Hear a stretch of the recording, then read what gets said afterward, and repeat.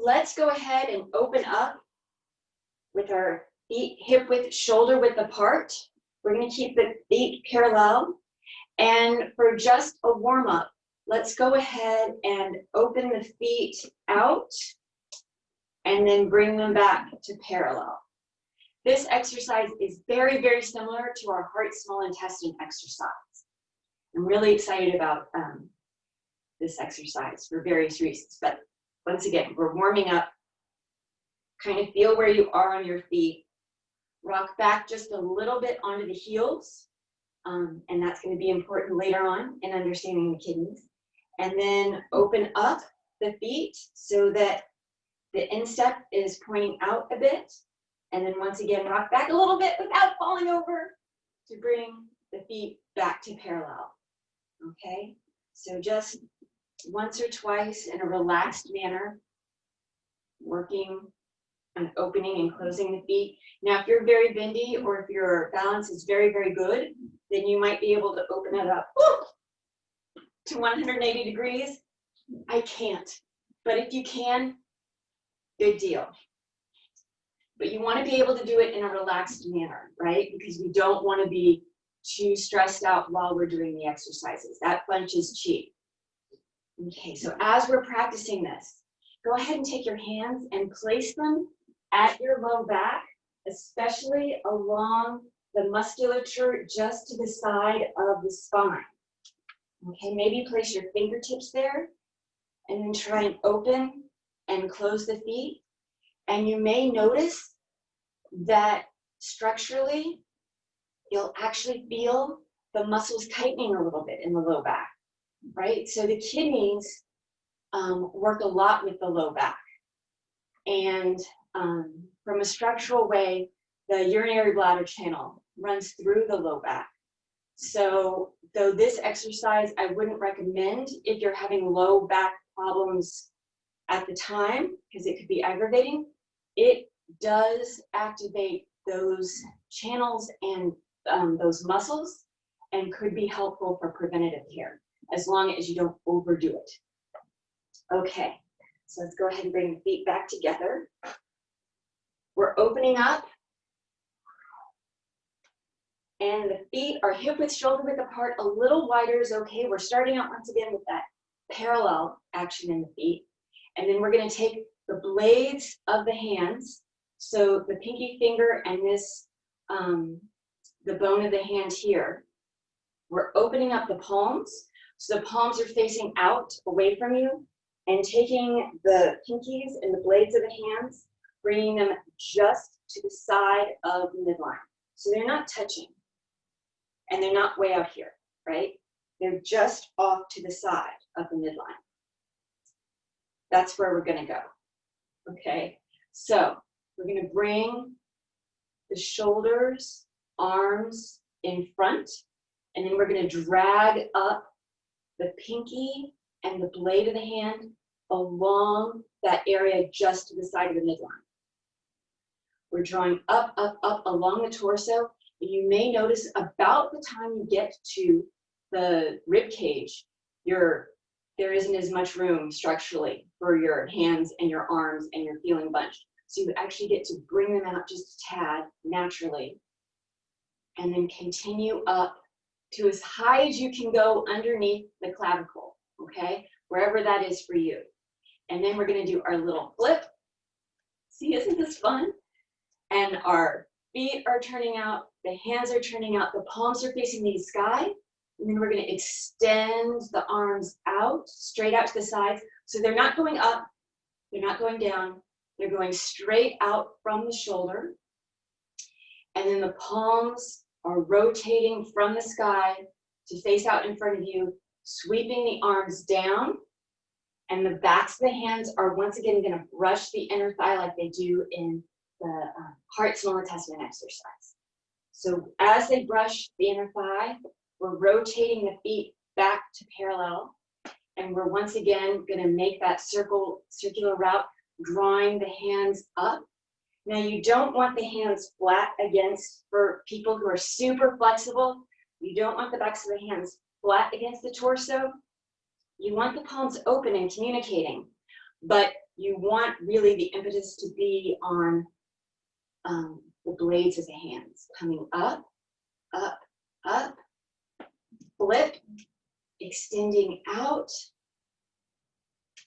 rotating the palms away, and then floating the arms down, brushing the backs of the thighs, repositioning the feet, and then flowing up again. So just like our heart small intestine exercise, we're inhaling as we come up, pausing the breath, and then exhaling as we come down. Rotating the feet, inhaling, and then the breath is paused, exhaling. Tip of the tongue is always touching the roof of the mouth. We're always inhaling and exhaling through the nose.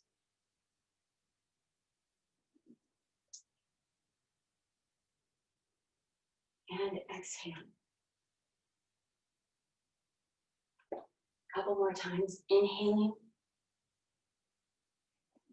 Henry talks about having platters of food on the hands, on the palms. I like that. I like it, and then we have the visual of dumping the food upon the floor and the platters. That part makes me sad, but it's a really great visual. Henry has really great visuals. So inhaling, carrying our platters of food, gifting the food to the earth. Inhaling. And exhale. Okay. Repositioning, releasing, closing. We're going to do picture time real quick, and then we're going to get back to it. So many of medical Qigong exercises, they don't necessarily correlate directly with the channels that they're working on. Sometimes it's because they're working more on the organ system energy. Sometimes it's because they're working on like a different type of channel, like a sinew channel or something else. They're always working on that organ and that organ energy, but it's not always super apparent as to how. But in this exercise, it's pretty cool.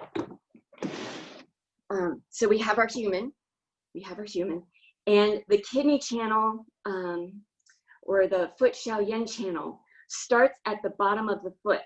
I think I talked about this before one time, but it's between the second and third toe at the bottom of the foot, about a third of the way down the foot. And that's kidney 1, gushing spring. So it comes up behind the ankle, on the inside of the leg, goes down to the heel. Remember the heel? And then comes up, zigzags a little bit. It actually goes to the Achilles tendon first, and then back closer to the bone, and then up the inner aspect of the leg, and then enters actually the coccyx to meet the dew channel. And then it comes out here just above the superior aspect of the pubic symphysis, comes out, and then it's half a soon away from the midline. Now, a soon is a way of determining measurement using body length. The big thing here to know, because we don't want you like getting out your measuring tape to try and figure out what a half soon is, but the big thing here is to note that it's really close to the midline, and then once it hits the 5th intercostal space, it actually goes to 2 soon from the midline. So remember how we were talking about structurally, as you're dragging up the blade of the hands, it automatically comes out a little bit once you hit the rib cage. Isn't that so cool? And it goes all the way up to the clavicle. The energetics of the channel actually ascends to the throat. And that deals a lot with things that the kidney does and pathologies that can occur. Regardless, we also have the sinew channel of the kidney, and that's, they believe, some people believe, that the sinew channels are more what like shiatsu and massage therapists would work on. Instead of with needles, they work more on sinews. But see how it starts? It actually starts at the underneath the baby toe, and then comes up the inner aspect of the legs, and then attaches at the groin. But that aspect of us bringing the toes in and out really activates that channel. And then once again, the blades of the hands really activate the points on the channel. And then we're bringing, remember us talking about the heart and the pericardium in the hands? So maybe we're bringing the heart and the pericardium, the fire energy, down to the water energy to help balance them. Maybe. Okay, so that's enough talking. Let's go ahead and finish up with this exercise. Because once again, the pictures, they're fun. I think they're fun. But really what you want to do is let go of all of that information and just enjoy the exercise. So we're opening up. Feet are hip width, shoulder width apart.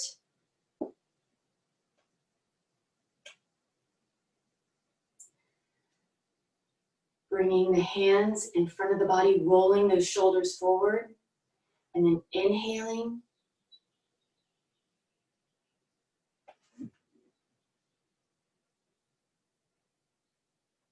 Exhaling. In.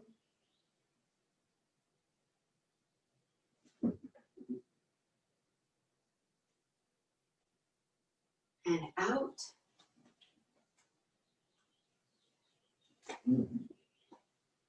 Inhaling.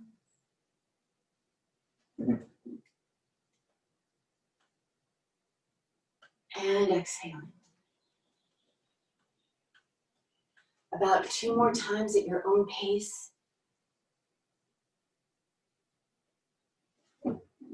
Letting the breath fill the exercise.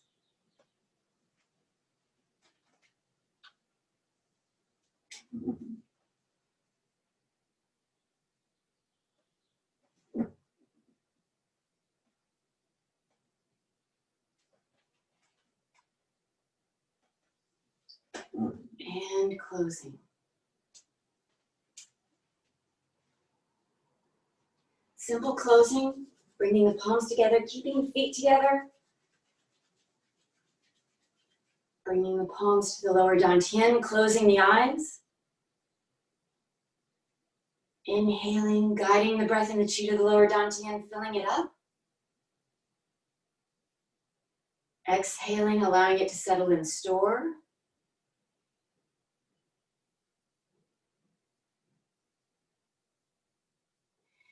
Inhaling and exhaling at your own pace. Allowing the mind to settle,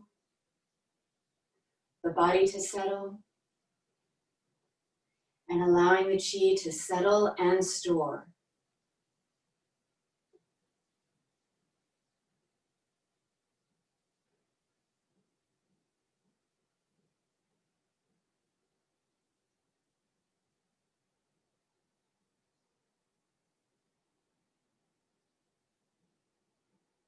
Thank you all so very, very much.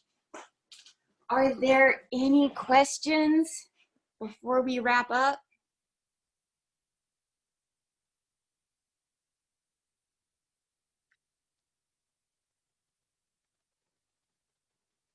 Okay. In that case, I am very excited to see you all tomorrow for Social Sunday. Henry will be with us then, and then we'll continue on with Henry giving us traditional Chinese medical knowledge and information. Bye, everybody. Thank you so much. Take care.